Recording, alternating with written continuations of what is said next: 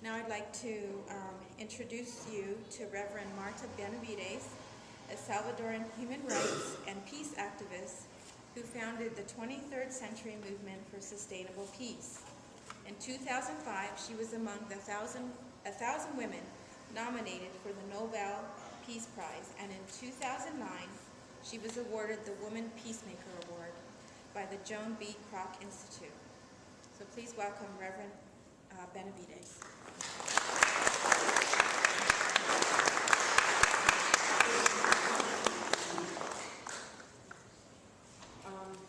Okay, I know that it's late, and I see that some of you are falling asleep. I've been watching you. The problem is not to fall asleep with your eyes, but get asleep here.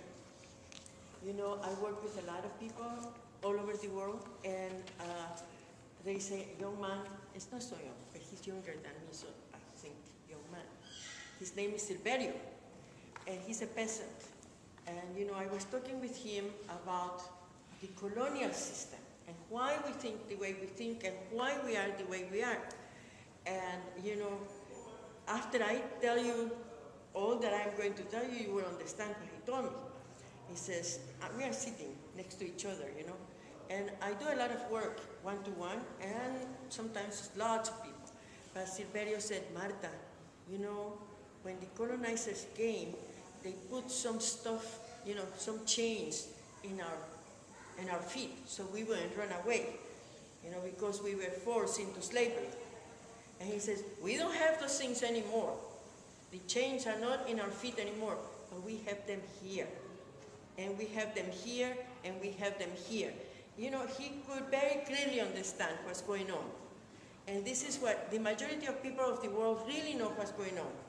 And sometimes the people in the north, in the global north that we call it, you know, I'm from the global south. Global south are the people that in any way have experienced colonialism. And you have experienced it here, except that sometimes, you know, some of the people in this country are the ones that have experienced the conquest, and what was called the conquest, because they could never conquer us. We are still thinking our ways, and we still understanding the ways that, you know, the relation that we have with nature and the earth is very different. We still call Mother Earth, you know, and people tell us, well, I am not of that culture, I cannot say. So I don't know who their mother is, because it's not the one that gave birth to you biologically, for us, you know. So anyway, the people, many times, the ones that have come from the tradition of being the colonizers, and the ones that have done the colonizing, you know, sometimes they don't think that they haven't suffered, but they have, you know, because we have a world that we have created that is really about how we have created the paradigm, the thinking that we have comes in a certain way. But I want to ask a few questions before I go on, because I want to see if you pay attention to what Caroline was talking about. Who did she say that she met, that she was so proud of having met? Dennis Banks. Dennis Banks. Yeah, but you know about Dennis Banks. How many of you have known about Dennis Banks? Any of you? You know from there. Okay. And how many of you, you know, have had this kind of experience, this kind of, you know, information that has been shared with you today? How many of you have had that before? Anyone? Okay, most of you. Okay, but most of the people haven't here, right? How has it impacted you? And who, maybe somebody can tell the rest of the group why Dennis Banks is so important.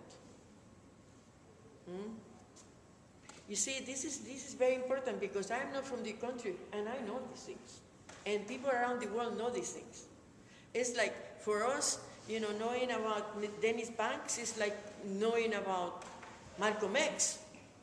How many of you know about Malcolm X? Not just the name. Because I have a friend that, you know, did substitute teaching, and she wrote Malcolm X because it was his birthday, the day that she was doing the substituting. And she said to the kids, do you know what that is? And they say, Malcolm 10.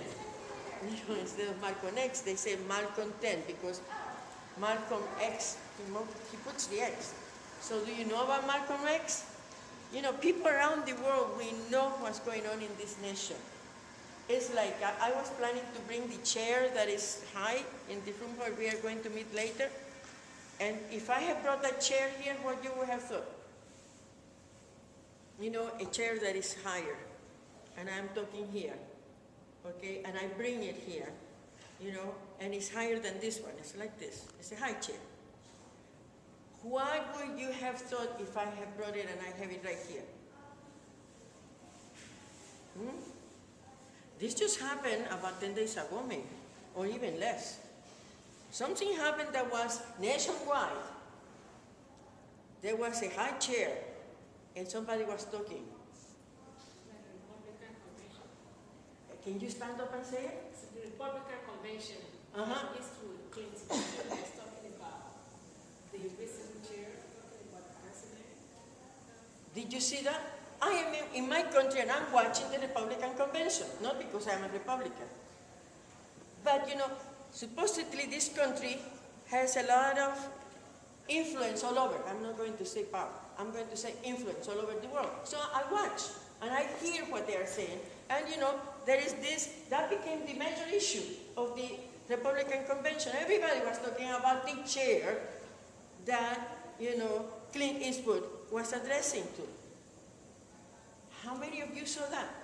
How many of you talked about it? Do you see what I mean? So if you saw it, you would have thought, oh, maybe she's going to do this, and it's Clinton's. No, I just wanted to,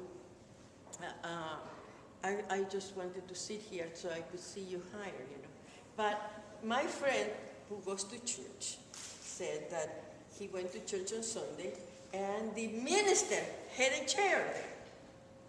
And so everybody laughed because they knew, you know, the relation with the chair. And then he said, no, I'm not going to do what Clint did, you know. I'm going to talk with Jesus.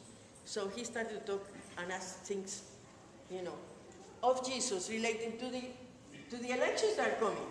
How do you see those? You know, is it really within the spirit of what you came to do? You know, that's what the minister talking about. But anyway, you see, I am saying these things because how many of you know that what she was talking about has to do with your life? Do you see the relationship? Don't fool me, you know. If you don't see it, don't put your hand up. But if you see the relationship of what she was talking about the present of your life and the life of everybody in the world, you know, put your hand up. You see it? Okay, how do you see that what she was talking about is related to, you know, the present life and the future? Because we're all interconnected. Because we are interconnected, that's one way. But go deeper, go deeper. That's true, but go deeper. Anybody else? You see, it's very, very important. She was talking history, and even the stuff that she's talking that is happening presently is history. Now, women, feminist women, you know, feminist women and feminist men say his story. That's what history is. His story. Nobody is talking her story. So the story that we hear comes from a frame of reference. It's his story. Who wrote it? You know, who did you write it? You know, for whom did I write it? You know, now in my country, El Salvador, today is Independence Day.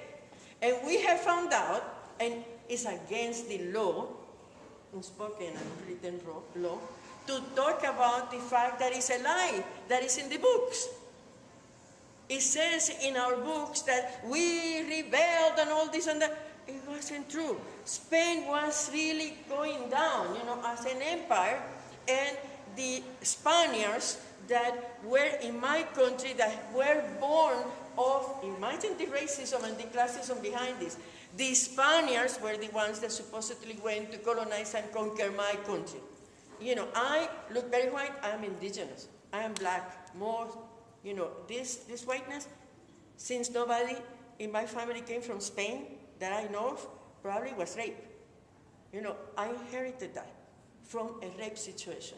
And you know, that's not to make me feel bad about it, and that's That's the truth. You know, I don't want to think that, oh no, you know, I am probably a descendant of some blue blood person, you know, that came to my country. It's not like that. So we have to be awake, right? And so they told us that we all rebelled against the crown, Spanish crown. But it wasn't like that. What happened was that, you know, there were ways that were happening in Central America, and it was mostly in Mexico and Guatemala, you know, where in Mexico was